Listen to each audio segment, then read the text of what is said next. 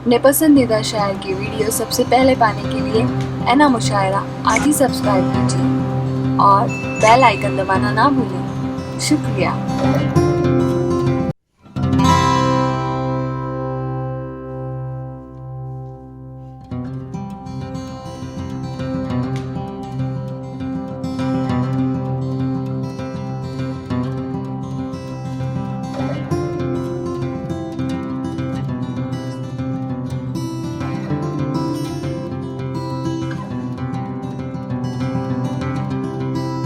اس لیے مایوس ہونے کی ضرورت نہیں ہے اردو کے حوالے سے۔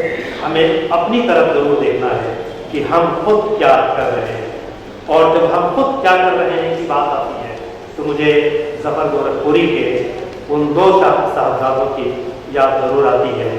بخوف شجاع خاور کہا کہ سر کو جھکائیے تو بندھے سر پہ دستار شجاع، بولیے کیا ہے عزیز آپ کو دستار کی سر۔ تو یہ دونوں ایاز اور امتیاز گورکھپوری نے کہا کہ دستار نہیں ہمیں سر کی عزیز، تو یہ سر جھکا نہیں، دستار کو دستار نہیں کہا گئی۔ میرا شہر گورکھپور کبھی پریم چند کے حوالے سے، کبھی ریاض حیدرآبادی کے حوالے سے، کبھی مہدی آبادی کے حوالے سے جانا اور پہچانا گیا، کبھی عبرت گورکھپوری کے، کبھی ہندی گورکھپوری کے حوالے سے، کبھی فانی گورکھپوری کے حوالے سے۔ اس کے بعد دو بڑی شخصیتیں آئیں، فراق اور مجنوں کی، جو فراق گورکھپوری اور مجنوں گورکھپوری کے حوالے سے جانا گیا، اور اس کے بعد اگر کسی ایک شخص نے گورکھپور کو پہچان دی عالمی سطح پہ تو اس شخص کا نام ظفر گورکھپوری تھا۔ ہمارے دور میں سرسرین خامہ نادار بھی شہرت کی پیاسی ہے، تو شہرت کون نہیں چاہتا ہے، لیکن یہ وہ پری ہے جو سب کے شیشے میں اترتی ہے۔ ظفر گورکھپوری خوش قسمت تھے، اور یہ ممبئی کا ضرب تھا کہ ممبئی نے انہیں شناخت دی کہ ساری دنیا میں ان کا نام پھیلا، اور ان کے صاحبزادوں میں یہاں امتیاز صاحب بھی ہیں اور ایاز گورکھپوری بھی ہیں۔ میں چاہتا ہوں ایسے موقع پہ ایاز گورکھپوری کو ہی زحمت دی جائے یا مائک پہ تشریف لائے، اور اس پروگرام کے حوالے سے اپنے جو اس پروگرام کے انداز و مقاصد ہیں اس کو بیان فرمائیں۔ آپ ایک مرتبہ تالیوں سے یہ دیوانے ہیں، ان کو نیا سے بے نیاز ہو کر آٹے کا سودا کرتے ہیں، نہ جانے کیسے کرتے ہیں۔ خیال ہو جناب اسٹیج پر موجود موجود شخصیات میں جناب ڈاکٹر شیخ عبداللہ صاحب، جن کے تعاون کے بغیر یہ پروگرام ناممکن ہوتا، فہیم اختر صاحب لندن سے تشریف لائے، ذکی آقا کسی تعارف کی محتاج نہیں، حسن کمال صاحب، سچ کہوں تو میری کوئی ہمت ہی نہیں ہو رہی ہے ان کی تقریر سننے کے بعد کہ میں کوئی بیان کر سکوں۔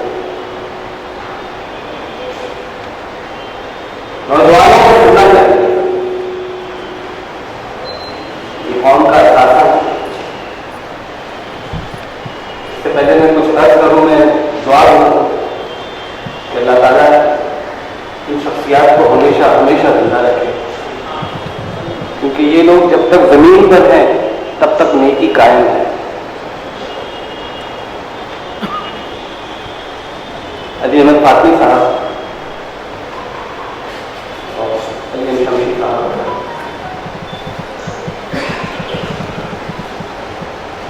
اس پروگرام کا مقصد یہ ہے زبان و ادب کی موجودہ صورتحال میں عالمی پیمانے پر اور اس میں نسل نو کا کردار ایک الگ ہے۔ اس سے پہلے کہ میں کچھ کہوں ظفر صاحب کے بکھرتی ملتی روایات میں بہت کچھ ہے، نہ ہو کہ کچھ ابھی ہاتھ میں بہت کچھ ہے شرط یہ کہ نیا ذہن اسے تلاش کرے، ابھی پرانے خیالات میں بہت کچھ ہے۔ یہ شعر بھی دیکھیں کہ در سے دہلیز سے دیوار سے پہلے کیا تھا، در سے دہلیز سے دیوار سے پہلے کیا تھا، غار تو تھا ہی مگر غار سے پہلے कल ना होगा कोई बच्चों को बतलाने वाला, कल ना होगा कोई बच्चों को बतलाने वाला, ये जो दीवार है दीवार से पहले क्या था।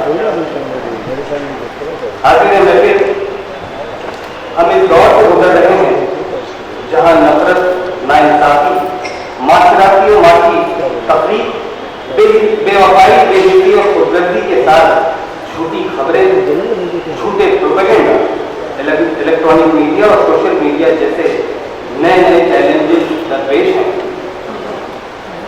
ऐसे मुश्किल वक्त में इन सारी चीजों के असरात न सिर्फ उर्दू जबान पर बल्कि हिंदुस्तान की सारी जबानों पर हो रहे हैं। मैं समझता हूँ कि इन हालात में सही और गलत का फर्क समझना और समझाना निहायत जरूरी है।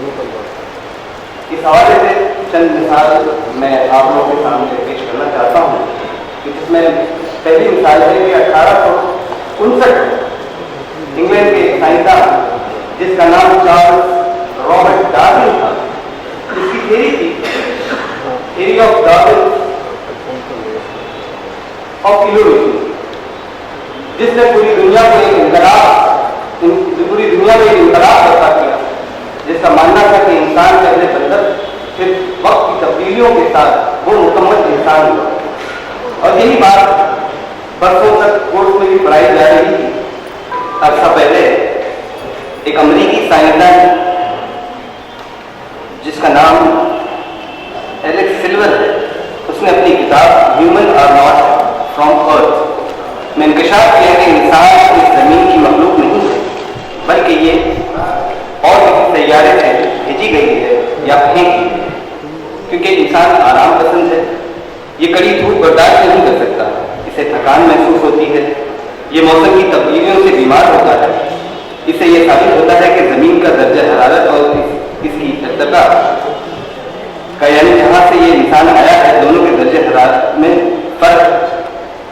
इसके बरक्स जमीन पर रहने वाली दूसरी मखलूक न थकती है और न इनसे मौसम का असर होता है। और खास बात यह है कि इंसान की रीढ़ की हड्डी जमीन से परपेंडिकुलर है और बाकी मखलूक की पैरेलल है। इन दोनों मिसालों का मकसद सिर्फ और सिर्फ यही है कि हमारे पास इल्म है जिसकी बुनियाद पर हम सही और गलत का फैसला बआसानी कर सकते हैं।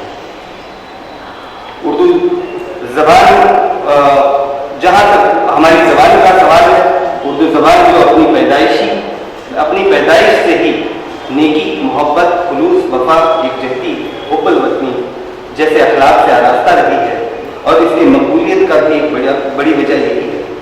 दुनिया में कितनी भी तरक्की क्यों ना हो, मगर इस जबान के बगैर इंसानी तहजीब का वजूद गैर मुमकिन है। मैंने अब तक इल्म और ज़बान के हवाले से कुछ बातें अर्ज़ की। जहाँ तक उर्दू ज़बान और अदब के और नस्ल नौ का ताल्लुक है, मैं एक भी अर्ज़ करता चलूँ कि गुज़िश्ता कई बरसों में जितना नुकसान इन मुशायरों और मुतशायरों के ज़रिए हुआ है, मैं समझता हूँ कि इससे बुरा वक्त इस ज़बान पर इससे पहले कभी नहीं हुआ। अब न म्यारी अफसाने हैं, न कहानियाँ हैं, न ड्रामे हैं और न ही नस्ल निगारी है जिसे हम म्यारी कह सकें। लेकिन अदब में थोड़ी चहल पहल भी ज़रूरी है। हमें तो इस तरक्की याफ्ता दौर में तरक्की करनी चाहिए। मुझे अफसोस के साथ कहना पड़ता है कि इस मादा परस्ती के दौर में अपनी ज़बान से हम ईमानदार ना रह सकें। जहाँ तक नस्ल नौ का सवाल है, तो गुज़िश्ता वर्षों में हमारी ये कोशिश रही है कि मुशायरे के ग्लैमर से बचाकर उन नस्ल को मुताले की जानिब मुतवज्जा किया जाए। नए कलमकारों को जो अफसाना निगार हैं, कहानियाँ लिखते हैं, ड्रामे और नस्ल निगारी में दिलचस्पी रखते हैं, इनकी हौसला अफजाई की जाए, इन्हें ज़्यादा से ज़्यादा मौके दिए जाए। क्योंकि किसी भी कौम के लिए एक नस्ल तैयार करने में 20 से 25 साल का अरसा दरकार है। और आप बुरा समझ सकते हैं कि एक नस्ल के ज़ाय होने से कितना बड़ा नुकसान हो सकता है। इस फेस्टिवल का असल मकसद ये भी है कि हम नई नस्ल को एजुकेट करें। मैं आखिर में आप सभी हज़रात का शुक्रिया अदा करता हूँ और इस फेस्टिवल को कामयाब बनाने के लिए आप भरपूर जिन लोगों ने ताउन किया है मैं उनका शुक्र